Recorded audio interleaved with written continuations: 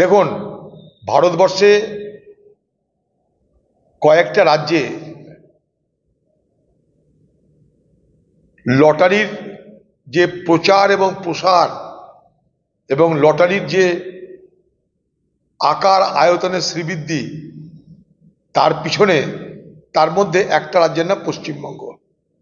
আজকে পশ্চিমবঙ্গের গলিতে গলিতে, পাড়ায় পাড়ায়, গ্রামে গ্রামে, মোড়ে মোড়ে লটারির টিকিট বিক্রি হচ্ছে। কেন? যারা লটারির টিকিট বিক্রি করছে তারা ভাবছে টিকিট বিক্রি করে আমার সংসার চলবে, আর লটারির টিকিট যারা কাটছে তারা হচ্ছে লটারি পেয়ে আমার আগামী দিনে আমার সংসারকে সচ্ছল সম্পন্ন করবার ব্যবস্থা হবে। বাংলায় রুটি নেই, রুজি নেই, শিল্প নেই। বেকার যুবকরা ভাবছে, অভাবী মানুষ ভাবছে লটারির টিকিট কেটে যদি ভাগ্যের দৌলতে বড় হতে পারি, তাই লটারির টিকিটের কেনা বেচা বন্ধ নেই। পশ্চিমবঙ্গে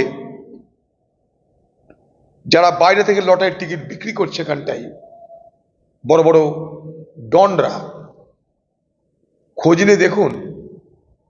ইলেকটোরাল বন্ড বলে একটা কথা আছে না, যে কোন পার্টির ফান্ডে কত টাকা চাঁদা পড়েছে,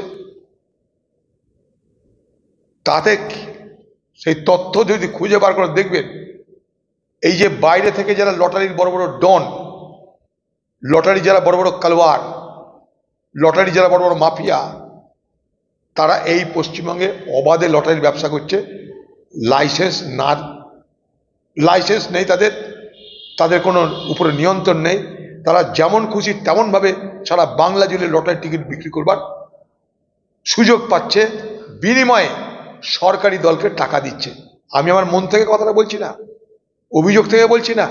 ইলেকটোরাল বন্ড, কোন পার্টিকে কত টাকা চাঁদা দেওয়া হয়েছে, সুপ্রিম কোর্টের নির্দেশে সেই তথ্য যদি বার করে দেখবেন, লটারির যারা বড় বড় মাফিয়া, তারা তৃণমূল পার্টিকে কত টাকা দিয়েছে।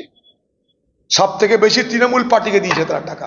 বিজেপি তৃণমূল মিলিয়ে এই লটারির ধান্দায় যারা বড় বড় মাফিয়া আছে, তাদের কাছ থেকে সব থেকে বেশি চাঁদা জমা পড়েছে পার্টি ফান্ডে, তার নাম তৃণমূল আর বিজেপি। 10 বছর আগে